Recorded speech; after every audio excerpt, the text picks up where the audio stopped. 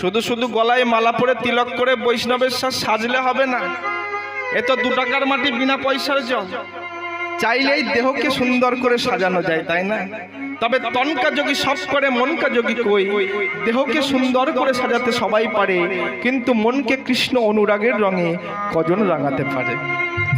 যারা মনকে একবার কৃষ্ণ অনুরাগের রঙে রাঙিয়েছে তারা আর আমার মতো সাজে না গো। ওই জন্য বলে না, যারা করে তারা সাজে না, যারা সাজে আমাদের শ্বাসটা ছেড়ে দেয়। আমরা তো শুধু ভাব দেখাই অভাবের জন্য। হ্যাঁ, মোটামুটি আমরা যে কি ভাবের গাইয়ে না, অনেকে আসলে ছচ্ছর করে কেঁদে ফেলি। আপনারা ভাববেন আহারে রূপম নস্কর কি ভাবুক গাই, কিন্তু আসলে যে কি ভাব না, শুধু পেমেন্টের সময় 50 টাকা কম দিয়ে দেখবেন,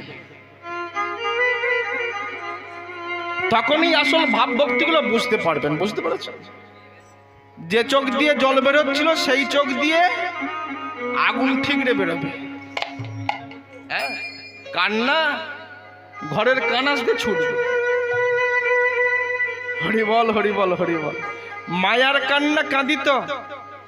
কান্নারও ক্লাসিফিকেশন আছে, কান্নারও শ্রেণী বিভাগ আছে। কান্না কয় প্রকার? যে কান্নায় 2 চোখের কোণ বরাবর দিয়ে জল আসে, এটা হলো মায়ার কান্না।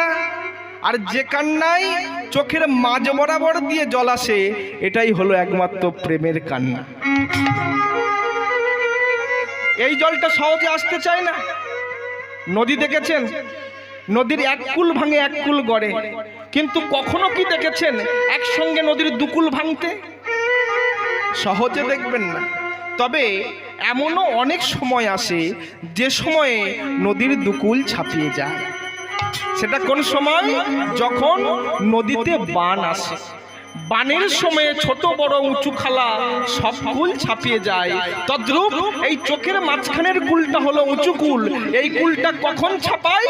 যখন ভক্তের হৃদয়ে ভক্তির বান আসে, যখন ভক্তের হৃদয়ে আবেগের বান আসে, যখন ভক্তের হৃদয়ে প্রেমের বান আসে, যখন ভক্তের হৃদয়ে ভগবানের চরণ পাবার বাসনা জাগে, তখনই এই মাঝখানের কূলটা ছাপিয়ে যায়। ওই জন্য যদি কোনো চিত্রকর যারা ছবি আঁকেন, যদি কোনো ভক্তের ছবি আঁকেন, যদি তাদের কান্নার সিনগুলো দেখায়, দেখবেন এই 2 চোখের মাঝ বরাবর দিয়ে জলটা টপকে দিয়েছে। এই কান্না, এটা হলো একমাত্র প্রেমের কান্না।